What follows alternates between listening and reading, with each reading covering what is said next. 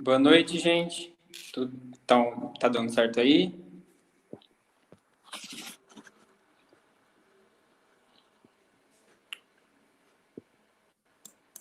Oi, gente. Alguém pode falar aí no comentário se tá enxergando a gente?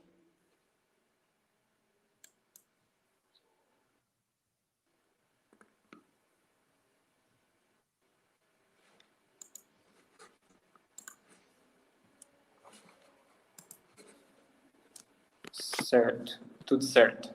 Então, boa noite a todos.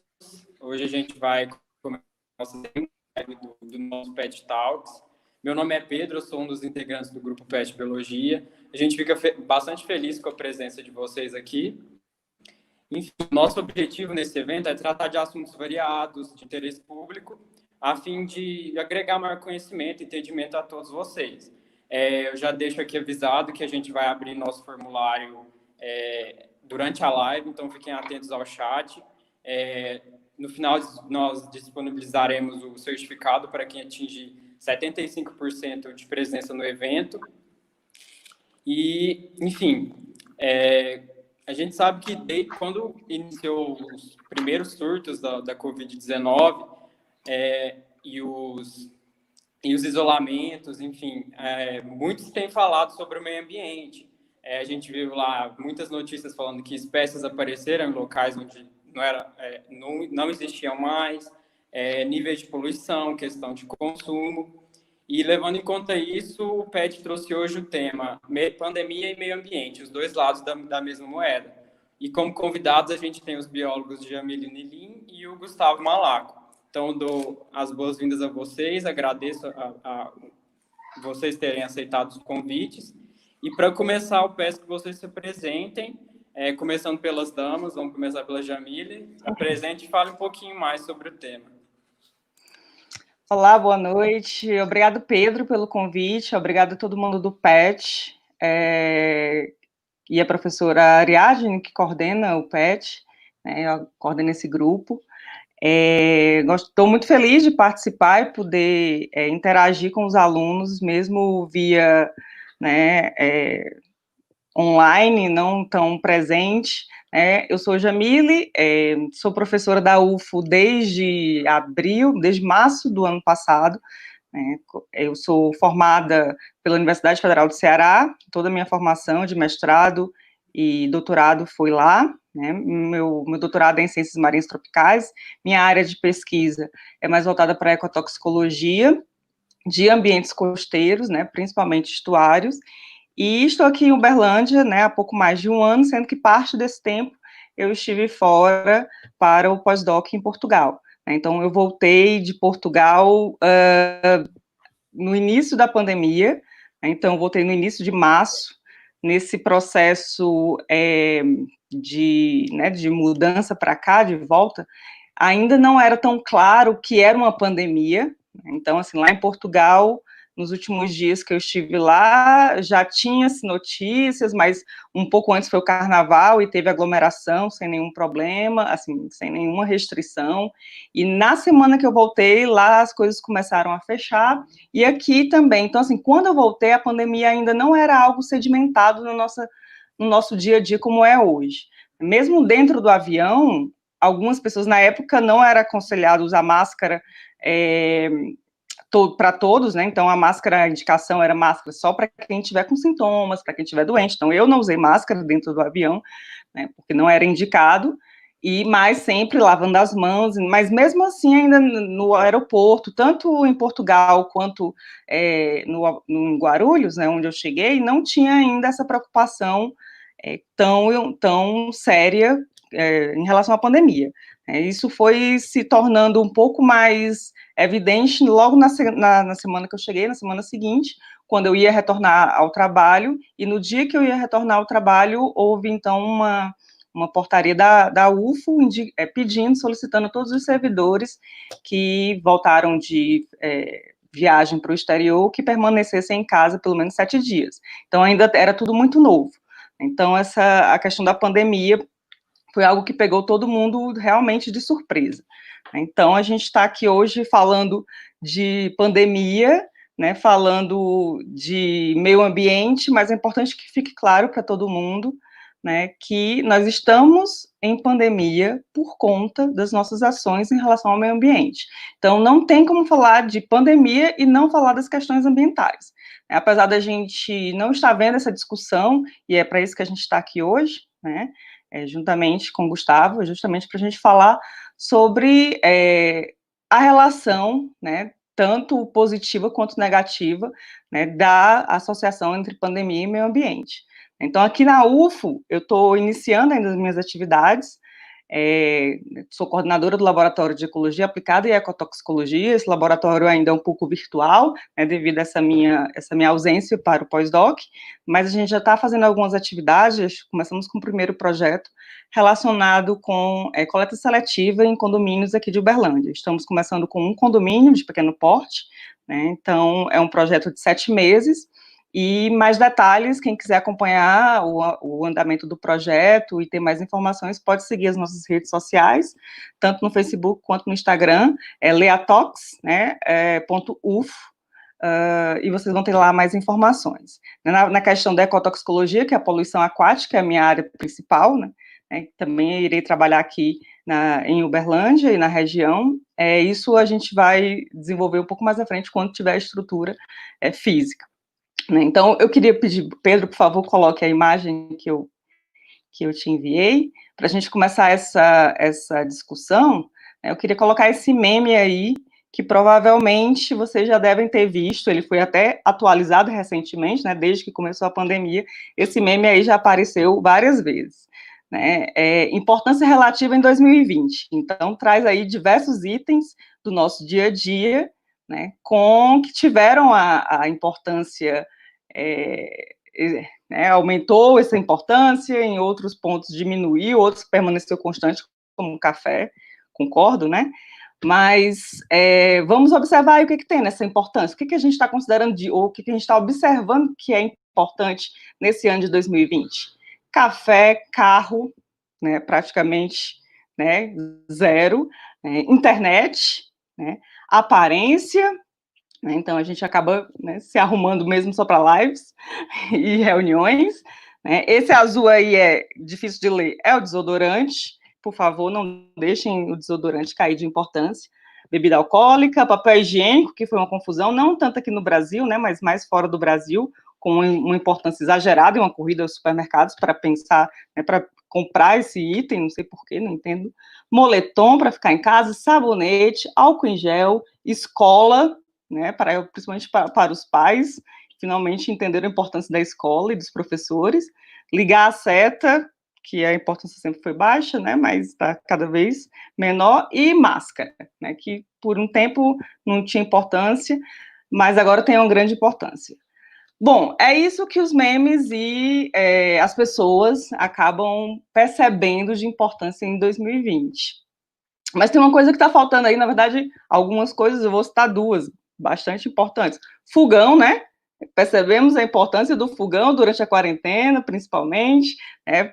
Pilotos de fogão, agora todo mundo testando, né, as habilidades, mas uma coisa importante não tem aí, água, né? Um item que é fundamental sempre, e durante a pandemia a gente viu também que é importante. Então, nessa listinha aí tem 2 itens que são fundamentais para a gente, né, fazer asepsia e prevenir sobre o coronavírus, né, a contaminação, que é máscara e álcool em gel, mas não tem água, né? Então, a água, como sempre, ela não é percebida como item fundamental e como importante para a gente. A gente só vai perceber a importância da água quando ela falta. Quando ela falta. E outro ponto é a energia, que aí entra a água também, o ponto da água, que é a energia que a gente está observando, quem tem o papel de pagar as contas em casa, observa que a conta de energia aumentou bastante. E a nossa energia basicamente vem da água, né, dos processos da água. Então, o que eu quero chamar a atenção para o início dessa nossa conversa é sobre como a gente enxerga o meio ambiente, como a gente enxerga o que a gente tira de recurso do meio ambiente, certo? Eu tenho algumas outras questões que a gente vai debatendo durante a nossa conversa, e queria, então, agora passar a palavra, para o Gustavo.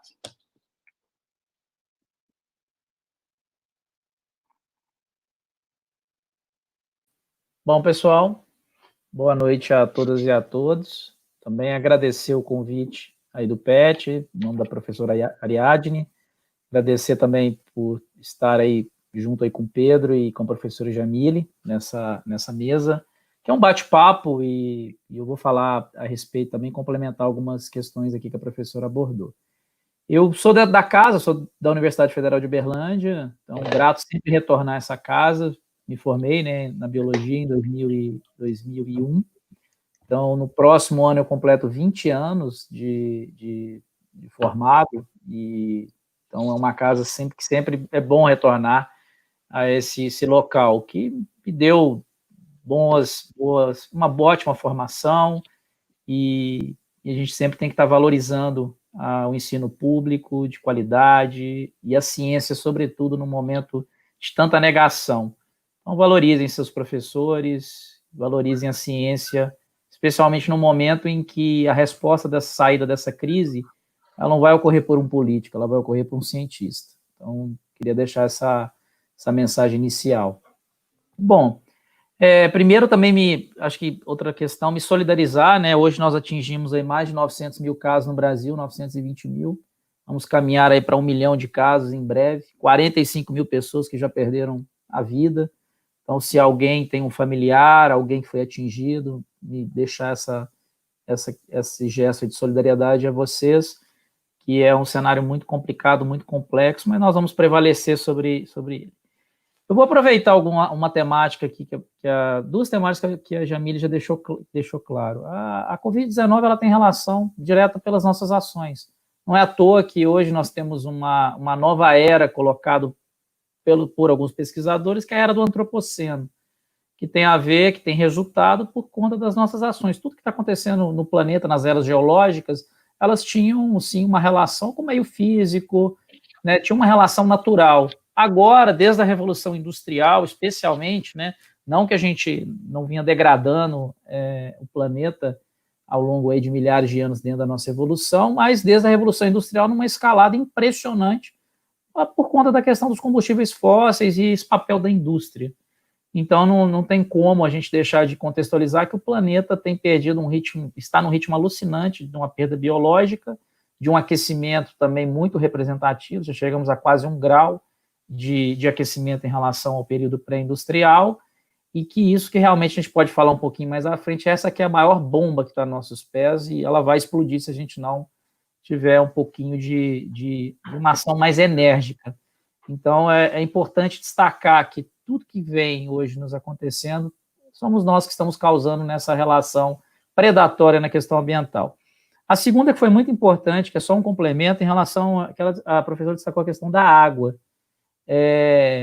Como é que a gente fala, uma das medidas, né, de higiene importantes, que é lavar as mãos, sendo que nós temos cerca de 100 milhões de pessoas sem saneamento no país. Lavar as mãos, de que forma? Essa é uma outra reflexão importante, que tem a ver com a saúde ambiental, que tem a ver com a relação com a cidade, com a relação com o meio rural, também, que esquecem também que a gente tem pouco saneamento no meio rural. Então, nós estamos falando que hoje a gente tem 100 milhões de pessoas sem saneamento básico nesse país. E isso acomete as pessoas em relação à água potável, né? E como também a questão que se a pessoa tem que receber a doença, caso ela vai receber, o que há como cenário que 70% da população deve ser infectada por esse vírus, as pessoas têm que estar bem de saúde.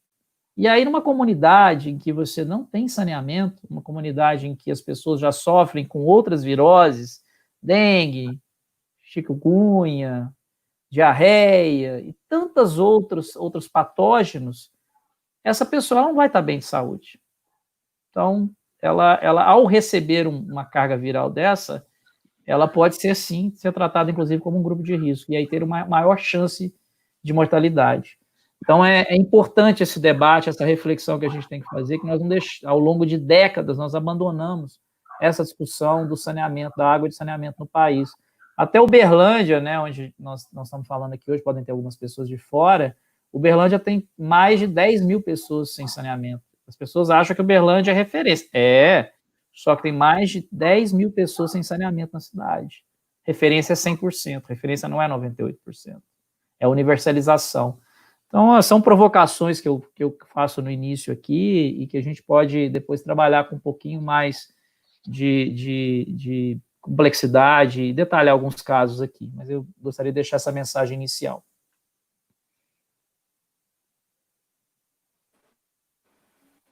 Certo. Nós trouxemos algumas perguntas para guiar mais ou menos a live, e eu vou começar perguntando para vocês. Todo mundo já sabe, tirando as teorias de conspiração que a gente tem, que esse vírus ele surge justamente da nossa relação predatória com a natureza. Levando em conta todo o desmatamento que a gente vê que está ocorrendo, principalmente aqui no Brasil, vocês acham que é possível a gente ter no futuro uma pandemia ainda pior, e inclusive começando aqui no nosso país? Bom, quem começa aí? Posso falar, Jamile, nessa questão? Pode, eu complemento. Sim. Você pode passar os slides rapidinho, Pedro, que eu tinha te colocado, que é só para demonstrar nessa relação próxima, né, da questão do meio ambiente com as viroses que estão aí. Bom, quais são os fatores, né, que mais favorecem o surgimento de doenças, né, de origem animal, né? Tem a ver, novamente, com essa relação nossa com o meio ambiente, seja por meio do desmatamento, né, outras formas de mudança, o comércio ilegal e irregular de animais silvestres, que hoje já tem um certo consenso científico que o coronavírus ele veio dessa relação da espécie humana com alguma espécie animal, há dúvida se morcego, pangolim, é uma discussão que ainda está sendo realizada, né? Mudanças climáticas que vão agravar esse cenário e essa produção intensiva agrícola e pecuária. Pode passar para a próxima, por favor? Então, segundo o PNUD, né, de animais para humanos, 60% dessas doenças infecciosas em humanos, e 75% são doenças infecciosas de emergência. Só o último aqui, que eu acho que esse aqui fica bem exemplificado. Que o coronavírus, para vocês terem uma ideia, na realidade nós temos outros surtos de viroses pelo mundo, né? A gente tem a SARS, por exemplo, em 2003, né, que foi uma síndrome respiratória grave. Nós temos, por exemplo, a MERS, que ela surgiu em 2012 na Arábia Saudita, que é uma síndrome respiratória do Oriente Médio, que ela tem uma taxa de mortalidade da ordem de 40%. Quando nós estamos falando aqui de um coronavírus que dizem que deve provavelmente ficar em média em 3%, 4%, depende muito, depende de quanto que você testa. Quem não testa chega a 10%, quem testa fica em 2%, 1%. Mas no caso desse coronavírus que está ali nessa relação de morcego, camelos e homens, nós estamos falando de 40% de mortalidade. Vocês já imaginaram um tipo de virose dessa acometer no mundo hoje? E aí, respondendo, pode tirar, o Pedro, respondendo a esse questionamento, essa primeira reflexão, sim, nós temos hoje um aumento do desmatamento da Amazônia muito representativo. O Brasil, infelizmente, desde 2013 tem uma escalada vertiginosa do aumento do desmatamento, mas agora, no ano passado e esse ano, nós estamos perdendo o controle. Provavelmente vamos chegar no final desse ano com taxas de 12 mil quilômetros quadrados de desmatamento na Amazônia, algo que só ocorreu da última vez no ano de 2003. Então, todo aquele trabalho que a gente teve de redução, um trabalho fantástico. As pessoas têm que entender que o Brasil foi um país que conseguiu, mesmo com alta de commodities entre 2002 e 2010, nós conseguimos diminuir representativamente o tamanho do desmatamento na Amazônia, chegando a 4 mil quilômetros quadrados por ano, que é uma coisa impressionante que nós fizemos. E agora que a nossa economia está lá embaixo, com uma questão do Covid-19, nós estamos aumentando a escalada do desmatamento, que é uma frase que ficou aí marcada hoje, que desmatador não faz home office, que é o que está acontecendo. 12 mil quilômetros quadrados, gente, é uma taxa muito preocupante.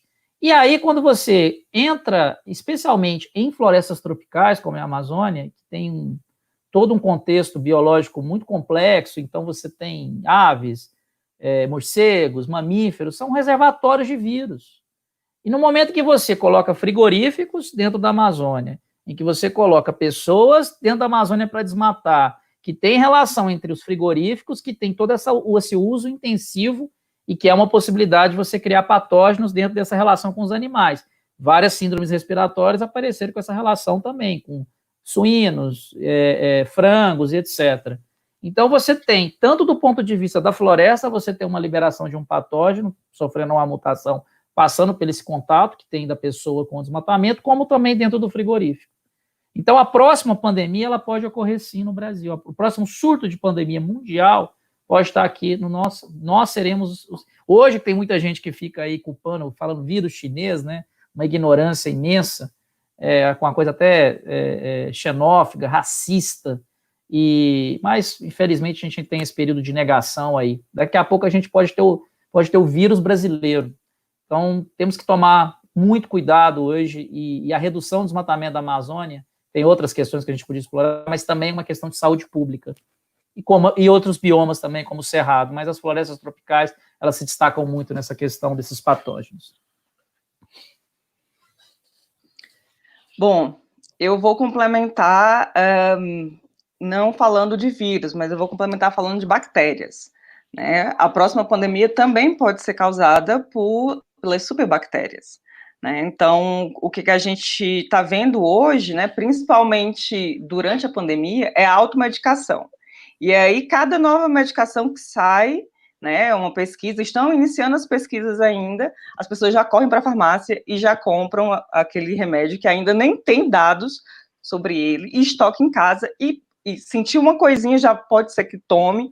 Então, assim, as superbactérias, da onde que elas vão surgir? Né? Na verdade, elas vão surgir da resistência das bactérias que já estão por aqui, né, por conta da supermedicação que a gente tem em relação, principalmente a antibióticos, né, a gente toma antibióticos sem prescrição médica, muitas vezes, temos legislação que proíbe a venda de antibióticos né, sem a receita médica e sem a necessidade, mas sabemos que as pessoas compram, sim, antibióticos sem receita, inclusive a azitromicina, que é um dos antibióticos que, né, tem um protocolo que está sendo testado para a Covid com azitromicina, e tudo isso, né, a gente toma esses remédios, sai nos nossos excrementos, vai para onde? Esgoto. Nosso esgoto vai para onde?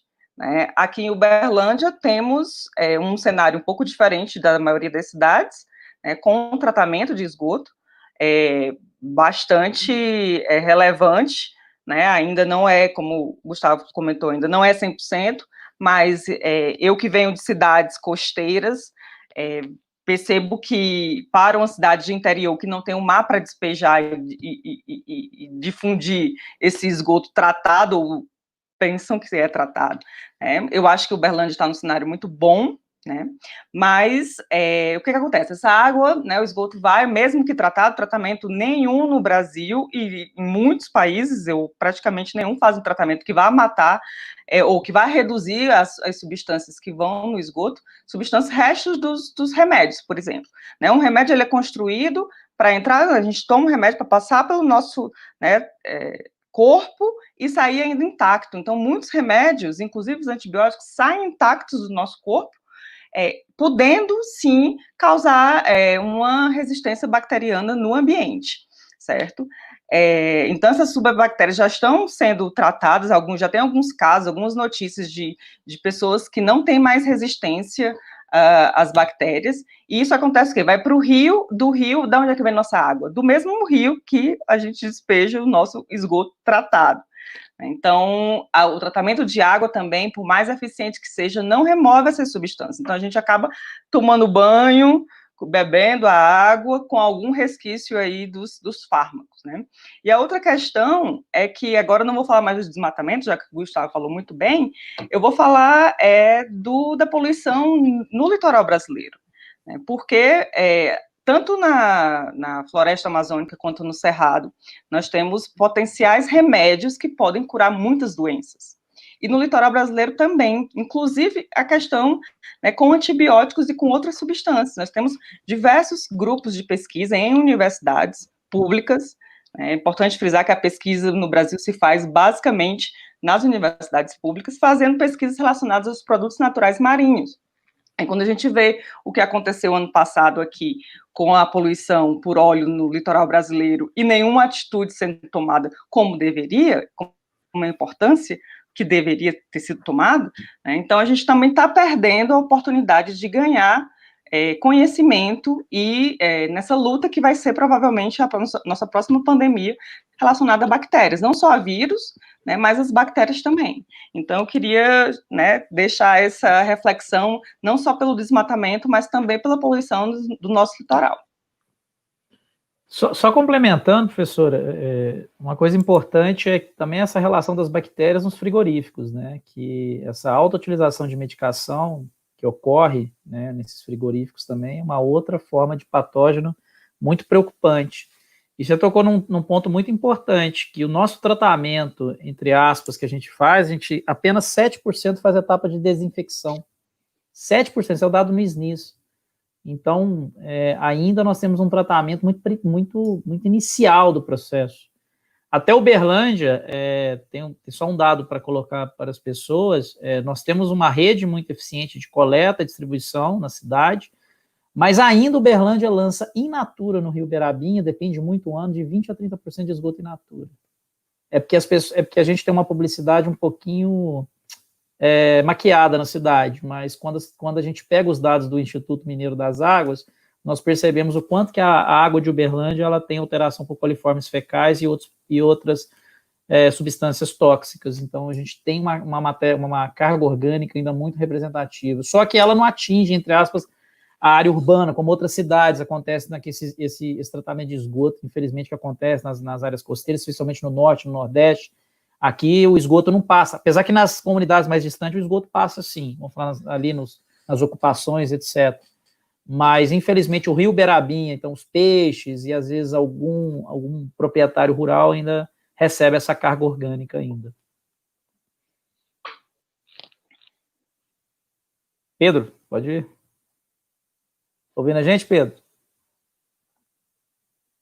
Acho que ele deu uma congelada. Deu. Sim. Voltou. Voltou? Sim. Eu já tô quase pegando seu roteiro aqui. Problemas técnicos. Não. Falar, a gente fala. Uma coisa até interessante que eu lembrei, até com a sua fala sobre o consumo de carne de caça, que é muito comum a gente ver as pessoas falar, esse chinês foi comer morcego e deu isso, mas o que a gente não pensa é que aqui no Brasil também muita gente come carne de caça, né? Principalmente pessoas com condições menos favorecidas, digamos assim, né? Aqui na minha região, por exemplo, é super comum você comer carne de tatu, aqui no interior de Minas. E eu já vi uma reportagem falando que o tatu ele é hospedeiro, por exemplo, de vírus como a hanseníase. Então, a gente vê que é muito carregado de preconceito até esse discurso, porque esse vírus poderia ter surgido em qualquer lugar, né? Ô Pedro, só aproveitando, desmistificar essa questão que a caça, ela majoritariamente ela é realizada por pessoas que não têm muita condição. Lembrando que cartuchos de pólvora são mais caros que 1 quilo de frango. Então, é só colocar essa reflexão, que às vezes tem todo um lobby pelo armamento no Brasil que utiliza, mas tem pessoas com subsistência. Não. O que está no Brasil em jogo é uma proposta de armamento e ela fica com essas falácias que algumas pessoas, né, elas colocam para a sociedade. Existe caça de subsistência, sim, né, existe, mas majoritariamente ela não vai para essas pessoas. E você está certo. Nós temos todos esses riscos, sim, em relação a esse tipo de prática, né? Provavelmente a AIDS ela surgiu dessa forma, né? Um contato de uma caça, né? De algum animal, lógico, de um primata, e aí esse contato, sim, de sangue, e aí com a pessoa que porventura teve esse contato.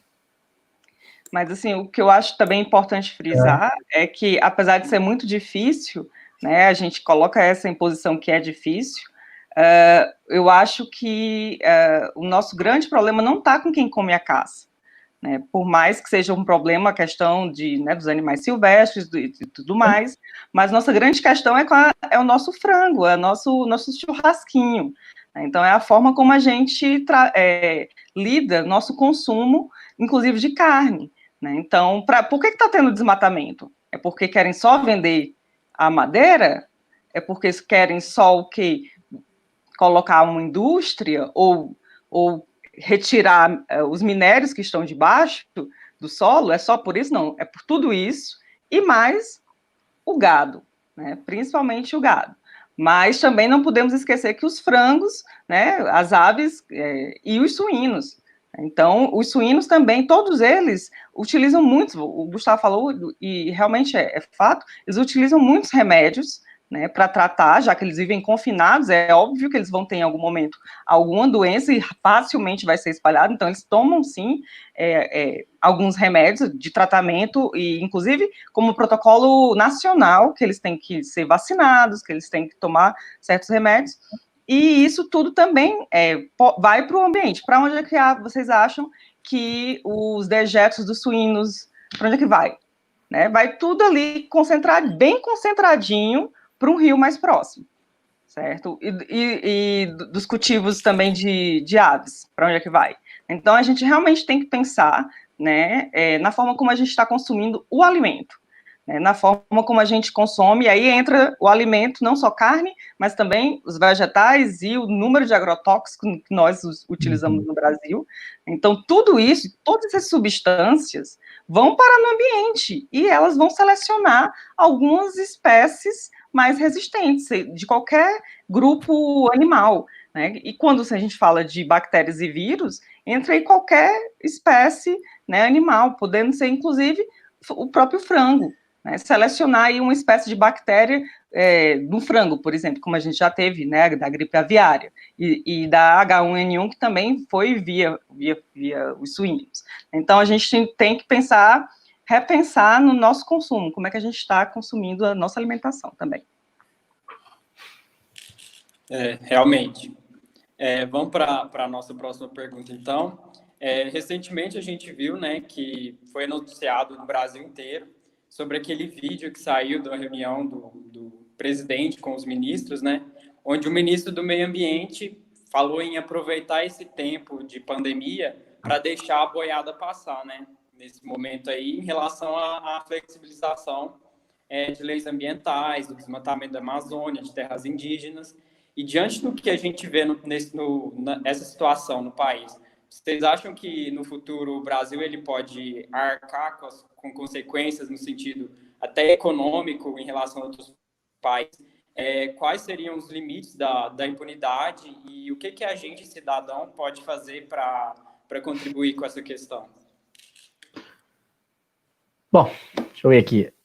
Sim, o Brasil está se tornando um pária internacional. O contexto que nós estamos vivendo hoje, em que você tem, talvez não, a gente tem um grelador de terra no principal cargo à frente do Brasil hoje. É uma pessoa que defende a grilagem de terras, é uma pessoa que defende o desmatamento, é uma pessoa que defende o garimpo, sabe? Tanto o principal mandatário como seu anti-ministro do meio ambiente. O vídeo, na realidade, é só escancarado o que eles tinham falado na campanha presidencial. Eles estão colocando agora na mesa o projeto que eles iam executar, e estão executando. E nós vamos ter consequências, já estamos tendo consequências gravíssimas. Nós temos aí o nosso acordo do Mercosul com a União Europeia, que já vários países... Tudo bem, aí tem a história de alguns agricultores, né? A França, por exemplo, tem países que são muito protecionistas na questão agrícola. Mas, assim, a gente construiu um acordo. Na verdade, esse acordo não é desse governo, esse acordo foi construído por vários governos. Foi sacramentado nesse. Só que agora é a oportunidade perfeita. Peraí, vocês não estão cumprindo a agenda que vocês deveriam cumprir de combate ao desmatamento, nós não vamos andar para frente a essa oportunidade da União Europeia com o Mercosul. É isso que vai acontecer. Esse é um exemplo. A Câmara de Assuntos Tributários, salvo engano, agora nos Estados Unidos, tudo bem, majoritariamente ela é democrata, mas ela já colocou na mesa, dizendo, nós não queremos fazer negócio com o Brasil. País que desrespeita direitos humanos, país que desrespeita a agenda ambiental. Não tem sentido a gente continuar. Então, houve uma acena. Lógico, o governo é republicano, ele vai tentar contrabalancear isso, mas já uma acena na eleição presidencial desse ano, que os democratas devem assumir, mesmo que não ganhem a eleição, eles vão assumir tanto o Senado como o Congresso. Não é que aí qualquer acordo comercial que os Estados Unidos vai andar, vai caminhar. Não adiantar o Trump estar lá não, gente. Não Adiantar, não. Então, assim, e o mercado global, ele cada vez mais, ele exige que esses produtos, né, ainda mais o Brasil, que tem uma importância mundial nessa questão do estoque de carbono, de combate às mudanças climáticas, e com essa intensificação do desmatamento, infelizmente, nós vamos ter as cadeias fechadas, e essa grave crise econômica que virá aí, já está vindo com a questão da Covid, ela vai se agravar, por resultado de passar a boiada. Passar a boiada quer dizer menos acordos comerciais. Passar a boiada quer dizer mais desemprego. Passar a boiada quer dizer mais gente na rua, mais subnutrição, mais conflitos no campo, e por aí vai. Infelizmente, o cenário não é muito animador para o Brasil. Saiu uma matéria na Economist essa semana, agora dia 11, demonstrando que essas grandes aí, né, tudo gera. Agora, detalhe, gente, eu não fico botando a culpa só nesse governo, não, isso começou também no passado, tá? 2013 para cá foi um arraso essa agenda socioambiental. E aí, esses grandes frigoríficos que surgiram aí, mediante subsídio de dinheiro nosso, Mafrig, JBS, Minerva, essa turma aí que pegou dinheiro do BNDES, a custinha assim, criou esses grandes players aí, e saiu na Economist agora que eles são responsáveis aí por 95% do gado que é comprado de forma ilegal no Brasil, que vem do desmatamento, no Cerrado, na Amazônia. E a Bunge e a Cargill aí são players americanos, né?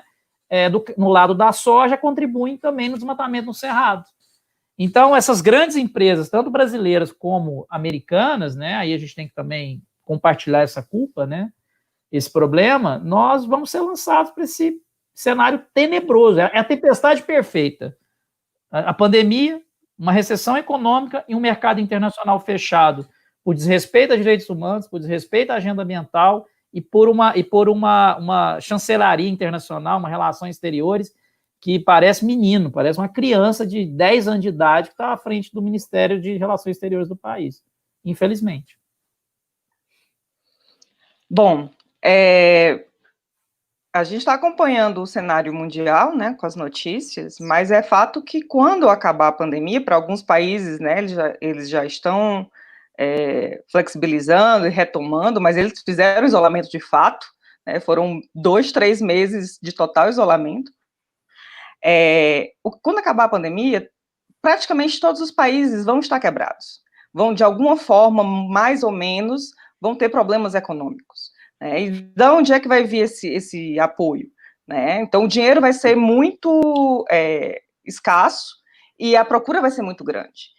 Então, como é que a gente vai lidar com isso? Como é que a gente vai dizer que precisamos de dinheiro, porque o Brasil também vai precisar de investimentos internacionais para nos reerguer em alguns setores?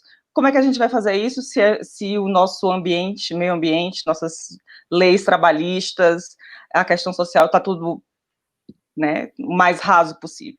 É importante, vou só contextualizar aqui um pouco, as nossas leis ambientais, né, a primeira lei ambiental, que foi a Política Nacional de Meio Ambiente de 81, ela surgiu, 81, né, ali finalzinho da ditadura, porque os militares eram muito ambientalistas e eles queriam fazer uma política nacional de meio ambiente, ter leis para cuidar do meio ambiente, será que era isso? Não era. Então, nessa época, né, final da década de 70, o Brasil estava começando com seus primeiros grandes investimentos, né, a Transamazônica, Itaipu e outras rodovias estavam investindo muito na questão da infraestrutura. E da onde é que veio esse dinheiro para financiar toda essa construção de infraestrutura no Brasil? Do capital estrangeiro, né, Banco Mundial principalmente. Então, no final da década de 60, na década de 70, essa visão de que todas as atividades tinham um certo impacto ambiental já estava crescendo em diversos países, e aí começou, né, os estudos de impacto ambiental, avaliação de impacto ambiental. Então, para ganhar esses investimentos, o Brasil teve que correr atrás e fazer sua legislação ambiental. E daí surgiu, no início, então, dos anos 80, a Política Nacional de Meio Ambiente. Então, foi uma pressão externa que fez com que o Brasil tomasse atitude de ter a Política Nacional do Meio Ambiente, que é a mãe, né, de todas as nossas leis ambientais. E que, de fato, nós, comparados com alguns países, inclusive da América Latina, nós temos uma legislação ambiental muito boa, né, em diversos temas. né? Mas, obviamente, pecamos na questão da execução e principalmente na fiscalização, que é o que a gente está vendo mais agora durante esse governo, né? De fato, o governo ele foi eleito sem plano de governo, claro, mas o plano B do governo a gente sabia muito bem. Quem tinha mais de 3 neurônios conseguiu captar qual era o plano do governo, né? Principalmente na área ambiental. Então, a mineração vai vir, daqui a pouco vai vir a novo marco da mineração, que eles já estão discutindo aí desde 2013, novo marco da mineração, e isso vai impactar, obviamente, também Minas Gerais, porque é um dos grandes pontos, mas principalmente a Amazônia. Então, a boiada, quando ele fala, todo mundo só pensa que ele está se referindo simplesmente à questão dos bois, né, e à questão do desmatamento, simplesmente, mas não é. É em relação a todas as leis ambientais, é afrouxar todas as leis ambientais que, para eles, são impeditivos para o Brasil crescer, né, mas que tipo de crescimento é esse que a gente está pensando, que a gente está querendo, como país? Né? Então, isso, e você perguntou dentro do seu questionamento, como é que vocês podem ajudar, como é que a gente pode ajudar, né? Agora a gente percebeu como é que a gente pode ajudar. Bom, nós biólogos, vocês estudantes, aspirantes, a colegas biólogos, nós sabemos muito bem nosso papel, né? Mas e a população, como é que pode ajudar? Percebemos que no dia de votar é um dia muito importante para ajudar o meio ambiente, as questões sociais e questões trabalhistas. Então, em quem você vota é que vai definir tudo isso. Então, se as pessoas pensassem um pouco mais, não teriam feito, nada do que está acontecendo é novidade. Nada do que está acontecendo é algo, oh meu Deus, está acontecendo agora, por que será? Isso tudo já estava anunciado. Quem resolveu colocar o governo onde ele está, com as pessoas que ele, obviamente, já iria colocar na equipe dele, sabia muito bem, né? Ou pelo menos, como eu falei, quem tinha 3 neurônios, acima de 3 neurônios, percebeu. O Pedro, eu esqueci de responder essa segunda parte, mas a contextualização da Jamile foi perfeita, até falar esse histórico, na realidade, de primeira pressão internacional, e segundo, que a gente tinha uma construção de políticas públicas no Brasil, que as políticas públicas ambientais, socioambientais, são muito vigorosas, são muito importantes. Política Nacional de Recursos Hídricos, Sistema Nacional de Unidades de Conservação, Lei da Mata Atlântica, a questão de resíduos sólidos, Plano Nacional de Mudanças Climáticas, políticas públicas construindo em diferentes governos, que, apesar desse último governo, antes do governo Bolsonaro, era um governo plenamente desenvolvimentista, mas ainda era um governo civilizatório. Então, você batia ali, você conseguia dialogar, conversar. O que acontece agora é um momento anticivilizatório. E aí, como as pessoas podem ajudar, né? Eu acho que a Jamile já falou claramente que voto, gente. Voto é uma coisa muito importante. Na sua cidade, saber se o prefeito fala de saneamento, se o prefeito fala de plano diretor, se o prefeito fala de mudanças climáticas, se o prefeito fala de moradia digna, acessível às pessoas, o candidato a vereador também. Então, vocês têm que analisar isso. Deputado da mesma forma, e não só isso, cobrar. A outra forma, hoje, né, as redes sociais, seja para o mal ou para o bem, vamos falar para o bem, que é o que a gente está discutindo aqui hoje, é muito importante que vocês saibam utilizá-las. Assim, há uma pesquisa, quando você faz uma pesquisa no Brasil, majoritariamente as pessoas falam que gostam da questão ambiental, que a Amazônia não deve ser desmatada, que o Cerrado não deve ser desmatado. Então, apesar que majoritariamente colocar esse governo, existe majoritariamente uma parcela da população que não compactua com o desmatamento. Então, é aproveitar essas lacunas, seus parentes, as pessoas, para fazer trabalho em rede social. Por exemplo, a MP da grilagem, ela caiu por pressão da população. Esse negócio, esse movimento aí do decreto aí do Salles em relação a flexibilizar as multas ambientais na Mata Atlântica, caiu também, teve a reunião, mas por pressão da sociedade. Então, tem várias questões que viram e mexem, vão no Congresso. O governo Temer também, quando veio aquela história lá no Amapá, né, daquela questão do minério, foi pressão da sociedade. Então, essa advocacy digital, esse lobby digital, ele é muito importante. E se as pessoas souberem utilizar, seguir os canais corretos, né? Segue, por exemplo, o Observatório do Clima, Observatório do Código Florestal, organizações não governamentais como Greenpeace, como o ISA. Sigam esses instrumentos, essas organizações, que elas vão dar um caminho das pedras de como vocês podem atuar. Twitter é uma ferramenta muito poderosa hoje, inclusive. Eu até tinha anotado aqui nas minhas questões realmente falar sobre como a gente está falando de consumo também, né? Então, consumo de informação. Da onde é que vocês que estão, né, assistindo a gente, da onde é que vocês extraem a informação? É só TV? É Instagram? É Facebook? São sites de notícias? Então, esse momento da pandemia é um momento importantíssimo para vocês fazerem ali uma faxina, quem vocês estão seguindo, né? O que é realmente importante? Lembra aí do meme do que é importante em 2020, né? Da onde é que vocês tiram a informação? Esse consumo de informação, o que está te trazendo de bom? O que está contribuindo para o teu crescimento? Então, reveja as pessoas que você está seguindo, as páginas, o que elas estão. Às vezes, todo dia tem muita informação e muita coisa ruim acontecendo no meio ambiente, principalmente, né?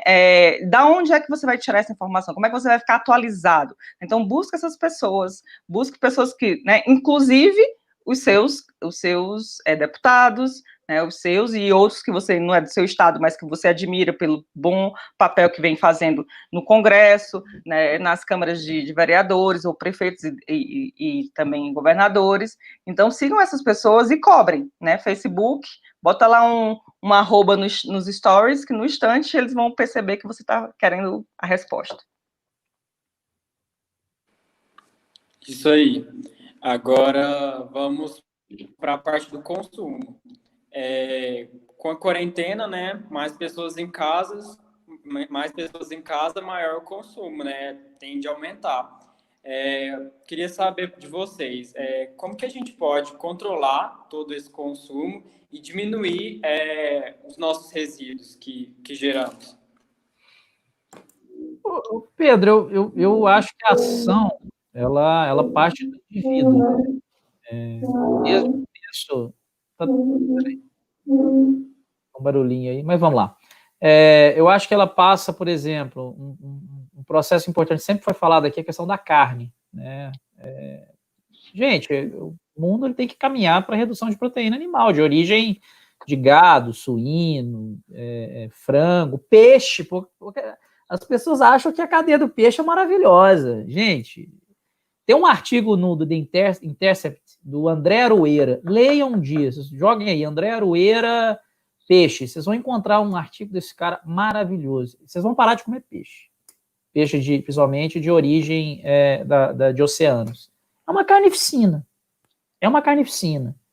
Então, assim, é lógico, não é da noite para o dia. Eu ainda sou um onívoro, né?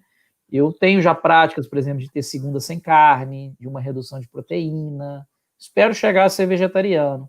Mas é fundamental que as pessoas entrem num processo de redução. Pouco se discute a questão, por exemplo, de substituir a proteína, esse tipo de proteína, por insetos, que é algo que hoje ganha corpo em outros países, né? Tem países que, majoritariamente, têm um consumo muito representativo de insetos.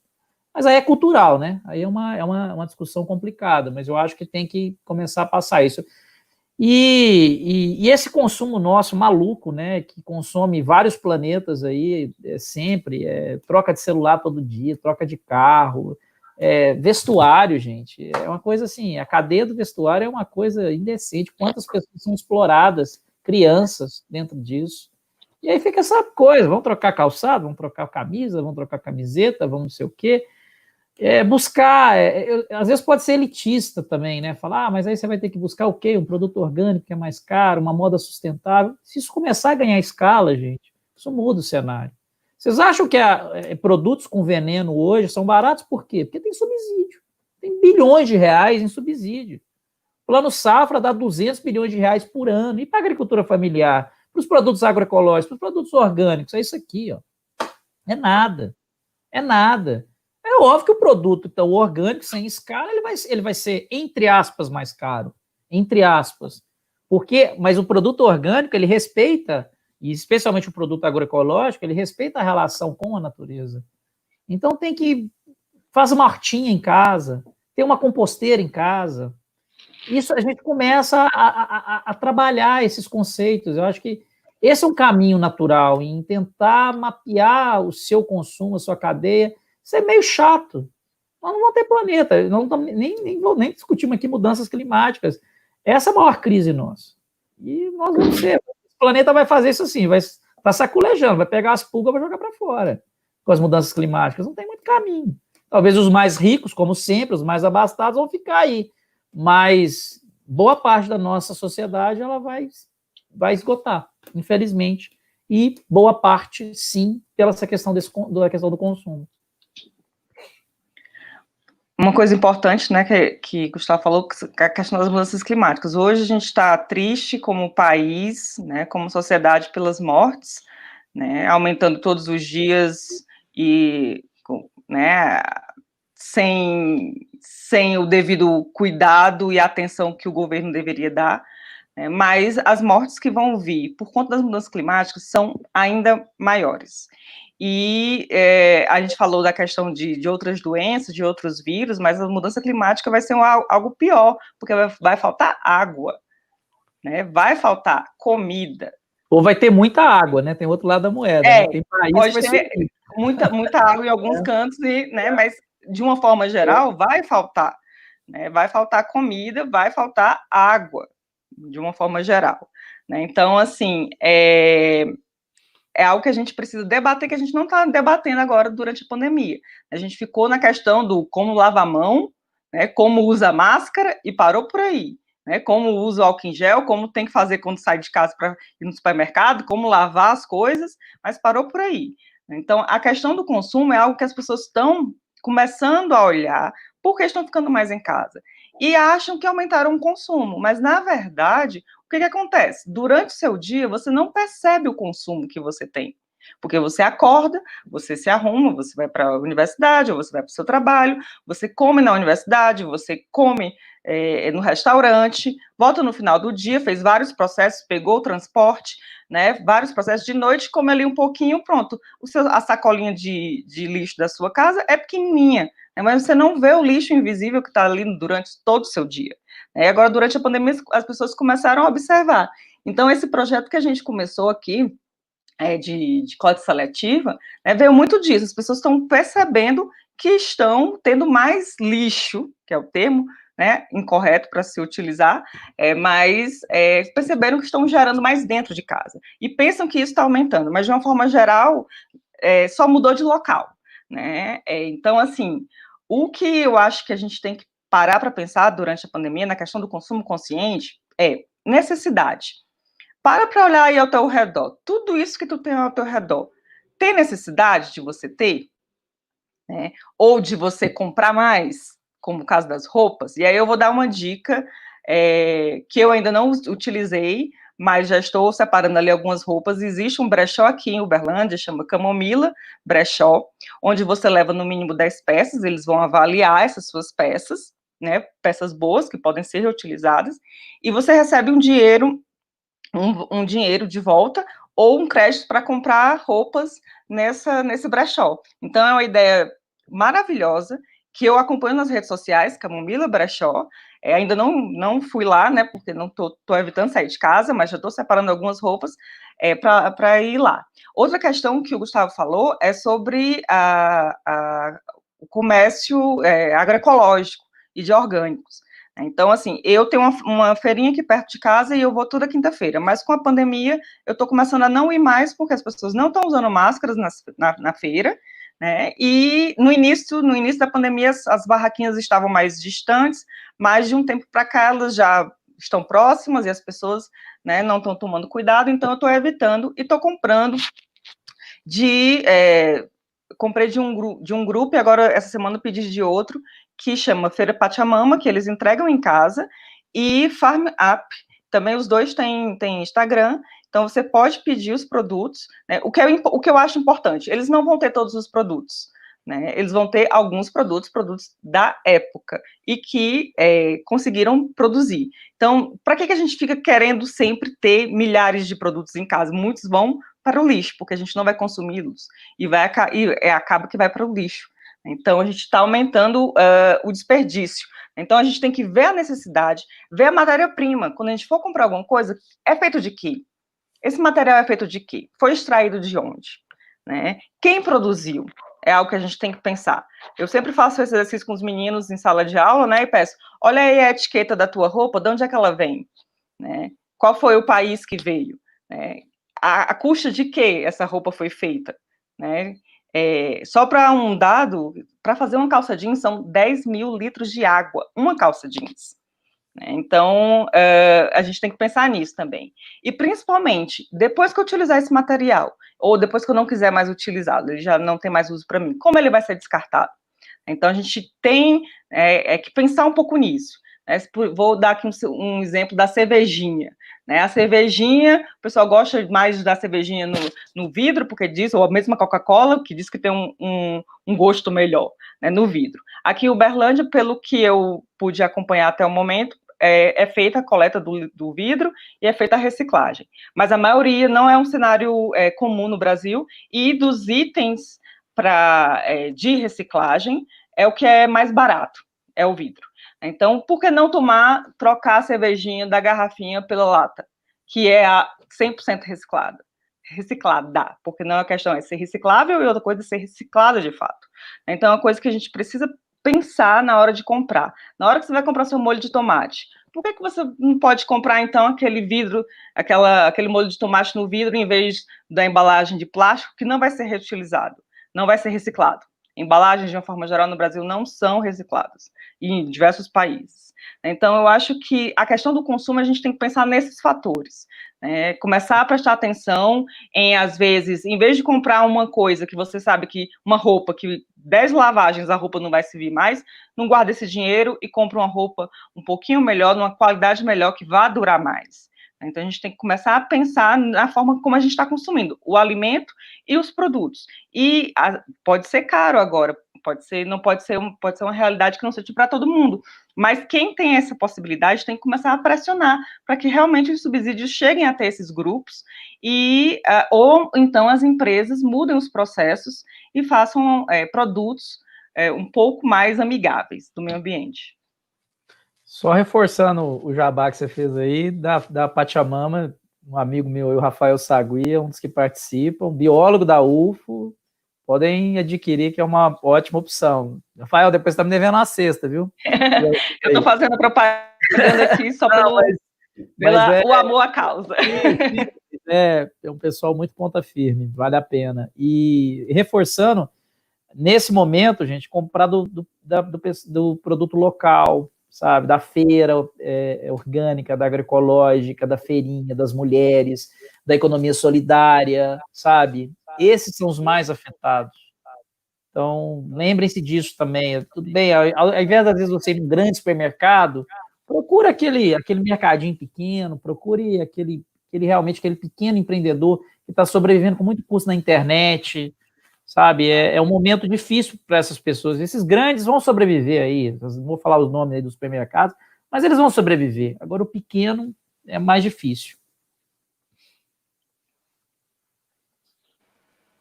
Certo. Nossa, gente, já tem quase 1 hora de live, o tempo passa voando. Então, eu vou acabar indo para as perguntas do público, para a gente já ir para essa reta final. A primeira pergunta é da Naila. Ela pergunta, ela gostaria de saber sobre a resistência antimicrobiana nos animais marinhos, se há algum programa de controle por parte do governo para controlar isso. Jamila, acho melhor você quer... Na verdade, quando eu citei isso, eu estava falando mais dos produtos que podem vir a partir dos animais marinhos. Existem diversos grupos no país trabalhando na área de farmacologia e biotecnologia em descobrir substâncias que são produzidas pelos animais marinhos que podem ser utilizadas como remédio para a gente.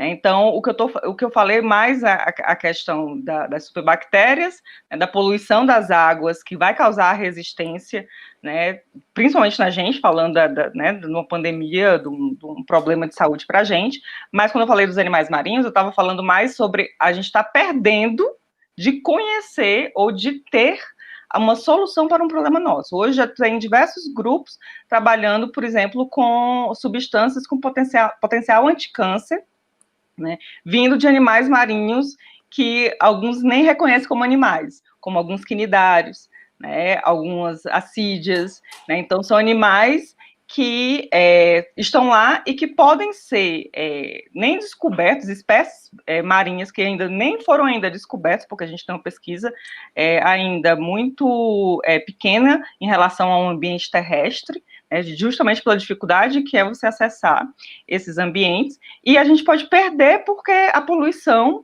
né, por exemplo, do petróleo, como aconteceu o ano passado, pode estar acabando com essas espécies. Certo. Gustavo, tem algum comentário? Não, tá tranquilo. Então, vamos para a nossa próxima pergunta. Inclusive, era uma pergunta que eu tinha até preparado, mas com o tempo acabou que não deu para fazer. É da Fernanda. Eu ouvi vários relatos, né, que a poluição atmosférica ela diminuiu na quarentena. E o que vocês acham? Quando voltar ao normal, essa poluição ela voltará com tudo? Essa é o tal do novo normal, né? Que agora virou um mantra, né? O que vai ser depois da pós-Covid? Eu, sinceramente, por conhecer bem a nossa espécie, eu acho que vai voltar com tudo. Porque isso aconteceu em 2008, 2009, né? Quando a gente teve aquela crise internacional. Nós não sentimos no Brasil porque a gente estava bem no mercado interno. E logo que passou a crise, as emissões de gases vieram à tona e continuaram subindo. O Brasil, inclusive, nesse momento, em que o mundo tem uma retração muito significativa das emissões, né? O Brasil provavelmente vai ser o único país em desenvolvimento, e considerando os países desenvolvidos, que vai ter aumento dessa emissão de gases de efeito estufa por causa do desmatamento e das queimadas que agora começam a intensificar a partir de agora, nesse mês, né? Especialmente na Amazônia. Então, eu não estou muito otimista, não. Assim, existem iniciativas interessantes, né? O Green New Deal, né? A União Europeia tem trabalhado isso. É um acordo da União Europeia de, no pós-Covid, colocar empregos verdes, carbonização. Vocês pesquisem depois, tem a economia de rosquinha, que a Amsterdã, ela colocou isso dentro do seu desenvolvimento. É uma economista, acho que inglesa, salvo me engano, britânica, não me recordo agora. Seria muito tempo para explicar, mas depois vocês podem buscar reportagens, mas que vão nessa direção de você ter bem-estar social na base, né? E em cima você não pode extrapolar os limites que o planeta tem regionalmente ali no município, vamos falar em Amsterdã. E aí é um trabalho nessa lógica de você trabalhar a descarbonização.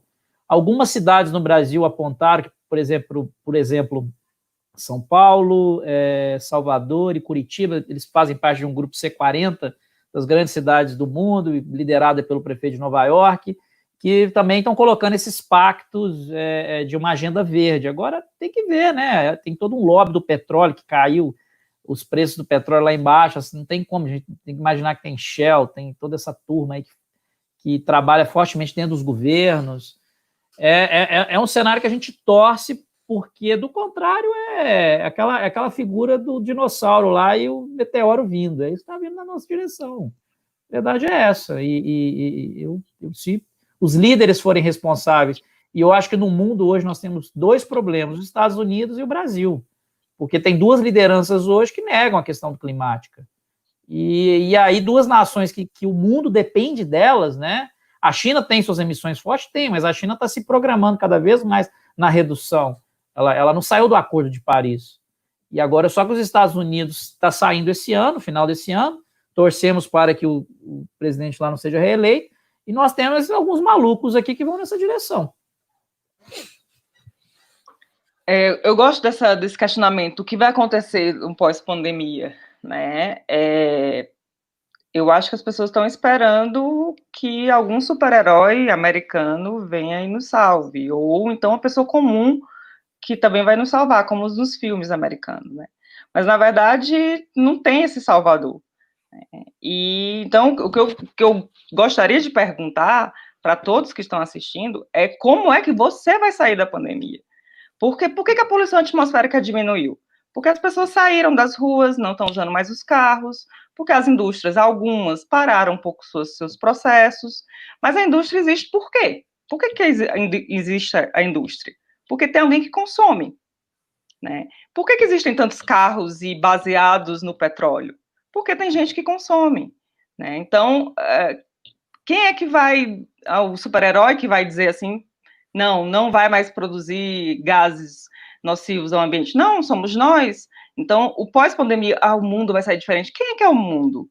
Né? Você está fazendo alguma coisa para sair diferente dessa pandemia? O que você está fazendo? Não adianta ir colocar, nós temos péssimos governantes, inclusive, quem é que você vai votar na próxima eleição? Já tem algum candidato? Porque eles vão fazer uma parte, mas você tem que fazer a sua também. Então, assim, o pós-pandemia é você, não é ninguém mais do que você.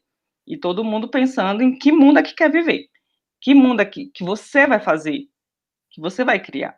Então, eu acho que a resposta eu não tenho uma expectativa muito boa, não, porque mal abre o comércio, o pessoal está fazendo fila no shopping. Então, o que vai ser da pós-pandemia? Pós-pandemia vai ser bem pior do que isso, né? Então, eu não estou otimista, não. Mas eu estou querendo, né, com os meus próximos e vocês que estão assistindo, alertar para isso. Como é que você vai sair dessa pandemia? Não, ótimo. Acho que você até citou uma coisa importante, que é a mobilidade urbana.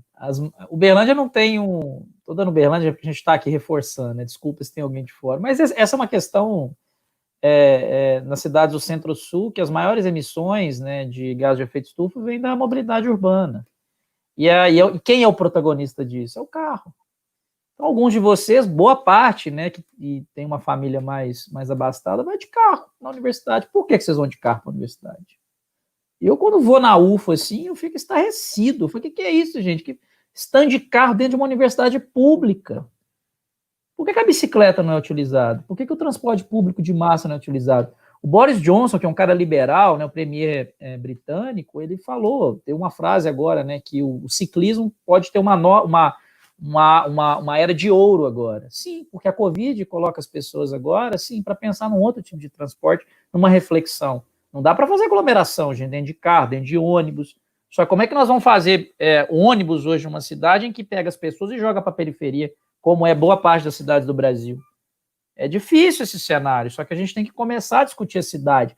Por que Uberlândia hoje gasta 200 milhões de reais em viadutos e pontes? Por que Uberlândia não gasta metade desse dinheiro com ciclovia, com transporte inteligente de ônibus, que aí não estaria aglomeração, com app, com aplicativo? Ó, gente, não pode entrar no ônibus, no máximo 15 pessoas, que o app está dizendo isso aqui. Com subsídio para que justamente abaixe essa passagem de ônibus, que é caríssimo na cidade, que impacta os mais pobres, mas aí você também atrai o mais rico também para essa história. Então é um debate de cidade, e a Jamile falou claramente, discutam esse ano quem vai trazer uma proposta para a cidade. Quem não falar de planejamento urbano, quem não falar de mudança de paradigma no transporte urbano, quem não falar de saneamento, quem não falar de arborização, meu amigo, descarta, joga como resíduo. A terra, esse tem que ser jogado lá no aterro sanitário mesmo. E a aterro sanitário também não é modelo. Desculpa, eu falei até uma coisa errada aqui. A aterro não é nada de modelo. É passado.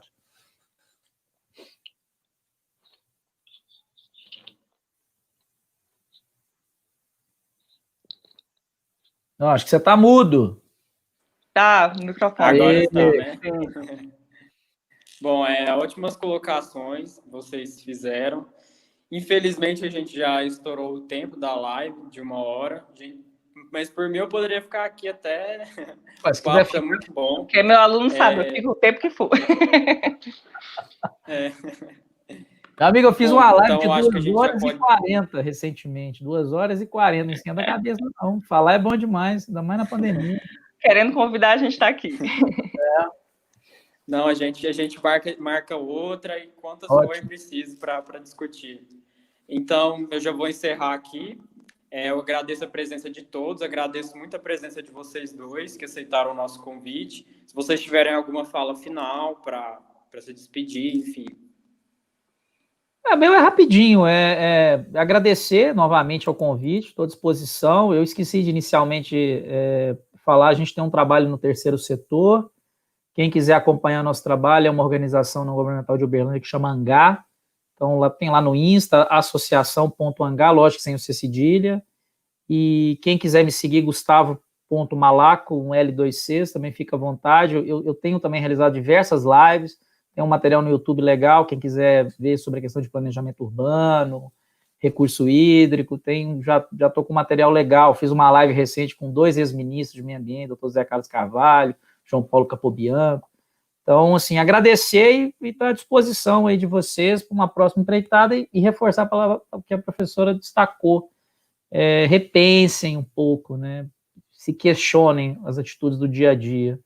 Para mudar o mundo, é o indivíduo que muda, não espere de governantes, não. Aí vocês podem, sim, interferir no dia a dia da cidade, mas vocês têm que ser os protagonistas.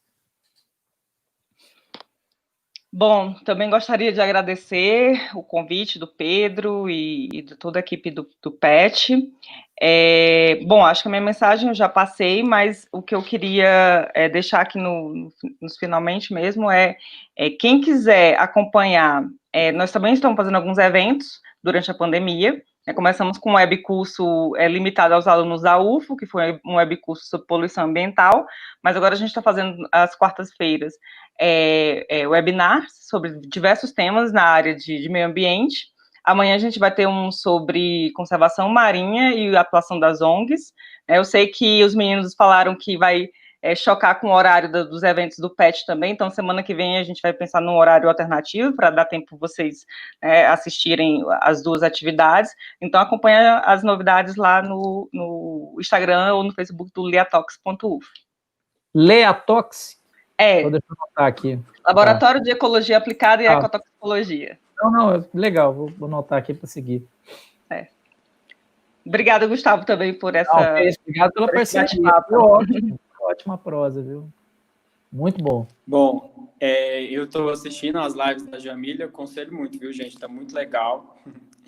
E inclusive, vou pegar com vocês depois tudo que vocês divulgaram e a gente disponibiliza nos nossos stories lá do Instagram do PET, tá bom? Ok. Então, gente, é isso. Agora eu vou encerrar aqui. De novo, eu agradeço a presença de todos vocês. Não se esqueçam de preencher o formulário para contar com presença, para no final ter o certificado de 75%. E não se esqueçam que na próxima terça-feira, nesse mesmo horário, a gente tem outra live com o tema coronavírus e a pandemia emocional, o que eu vejo da minha janela. Vai ser mais relacionado à cabeça, né? Como que a gente está, nosso emocional nesse tempo de pandemia.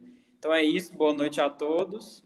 Tchauzinho. Boa noite. Até mais, gente. Obrigado, viu? Até mais. Tchau, tchau.